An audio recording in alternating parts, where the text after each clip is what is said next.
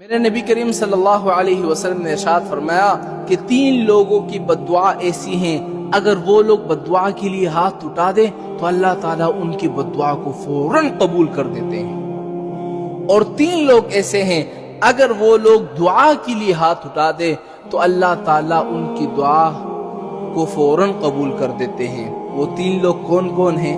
سنتے جاؤ۔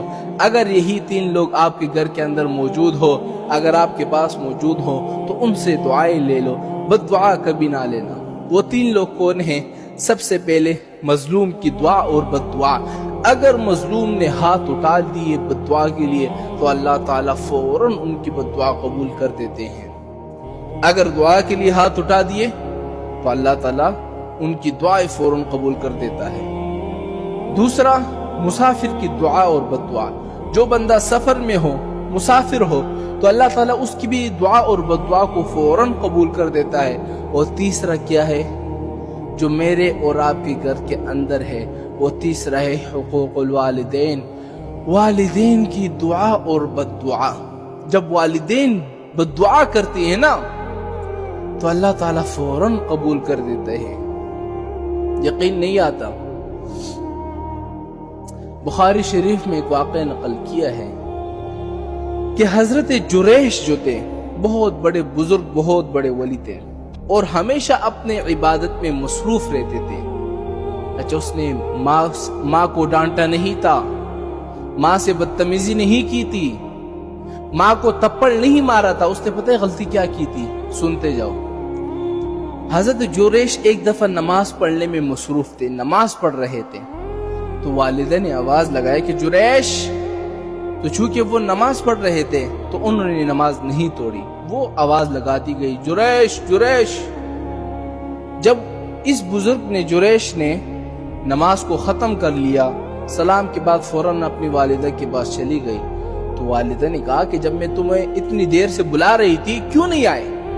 اس نے کہا کہ اماں جان، میں نماز پڑھنے میں مصروف تھا۔ ماں کو غصہ آیا تو اس نے اسی وقت اس کو بد دعا دے دی۔ بد دعا کیا دی؟ اے اللہ، اس کو اس وقت تک موت نہ دینا جب تک یہ کنجریوں کی منہ نہ دے۔ اللہ اکبر۔ بس ماں کی بد دعا تھی جو کہ لگنی تھی، کیونکہ حدیث میں بھی ہی آیا ہے۔ اور ایک شخص میرے نبی کے پاس آیا اور کہا کہ سب سے بڑے گناہ کون سے ہیں؟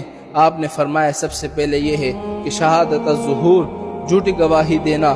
دوسرا کیا ہے کہ الاشراک باللہ، اللہ کے ساتھ شریک ٹھہرانا۔ اور تیسرا کیا ہے؟ حقوق الوالدین، اپنے والدین کی نافرمانی کرنا۔ تو حضرت جریش ایک دفعہ اپنے عبادت خانے میں، آج بھی موجود ہے عبادت خانے جو ہے نا، خانقاہیں بنے ہوئے ہیں، ان کے اندر جو ہے وہ اپنی عبادت میں لگے ہوئے تھے۔ تو اس علاقے میں ایک بڑی حسین و جمیل عورت تھی، تو اس نے سوچا کہ یہ اپنے آپ کو بڑا نیک سمجھتا ہے، بڑا ولی سمجھتا ہے، تو لازمی بات ہے یہ چپ چپ کے جو ہے وہ گناہ کرتا ہوگا، لہٰذا میں بھی اس کو بھٹکاؤں گی اور اس کو اس مقام سے چھڑا لوں گی۔ وہ عورت آئی تو اس نے حضرت سے اجازت مانگی کہ حضرت، میں آپ کے عبادت خانے میں عبادت کرنا چاہتی ہوں اور میں آپ کو بالکل ڈسٹرب نہیں کروں گی۔ حضرت نے اجازت دے دی۔ تو اس عورت نے ہر ممکن ہیلا بہانہ تلاش کیا، لیکن حضرت نے نظریں اٹھا کر بھی نہیں دیکھا۔ وہ غصے میں آ گئی عورت، اور اس نے جا کر ایک چرواہے سے اپنا تعلق جوڑا، اور اس کے بعد وہ حاملہ ہو گئی۔ جب اس عورت کا حمل ظاہر ہو گیا تو اس نے اپنے علاقے میں چیخ چیخ کر کہنے لگی کہ لوگوں، یہ جس کو تم نے اپنا بزرگ سمجھا ہوا ہے، پیر بنایا ہوا ہے، اس نے میرے ساتھ زنا کیا ہے اور یہ اس کا حمل ہے۔ لوگوں کا بس سننا تھا جناب، لوگوں نے مرد آباد کے نعرے لگا دیے اور انہوں نے اس کے خانقاہ کو توڑ ڈالا، اور حضرت رو رہے ہیں چونکہ اس کے علاوہ حضرت کے پاس کچھ تھا ہی نہیں۔ بہرحال جب وہ بچہ پیدا ہو گیا تو وہ عورت اس بچے کو لے کر آئی کہ یہ تمہارا بچہ ہے، اس کو سنبھالو۔ اب ساری دنیا اکٹھی ہوئی ہے، دیکھ رہی ہے۔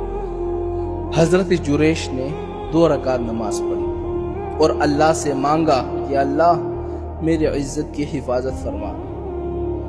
مجھے پتا ہے کہ مجھے میری ماں کی بد دعا لگی ہے، لیکن میرے لیے مہربانی کر کے راستہ پیدا فرما۔ اور اس بچے کو انگلی لگائی اور پوچھا کس کے بیٹے ہو؟ تو بچہ بھی بول پڑا کہ میں تو فلاں چرواہے کا بیٹا ہوں۔ اب لوگ اتنے شرمناز ہو گئے کہ اس کے بعد پھر انہوں نے دوبارہ خانقاہ بنایا اور پہلے سے بھی بہتر بنایا۔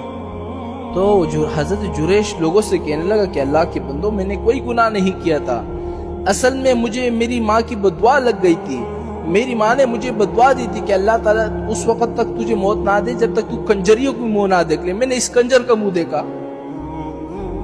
ہاں، تو اللہ تعالیٰ نے میری ماں کی دعا جو ہے وہ قبول کر دی۔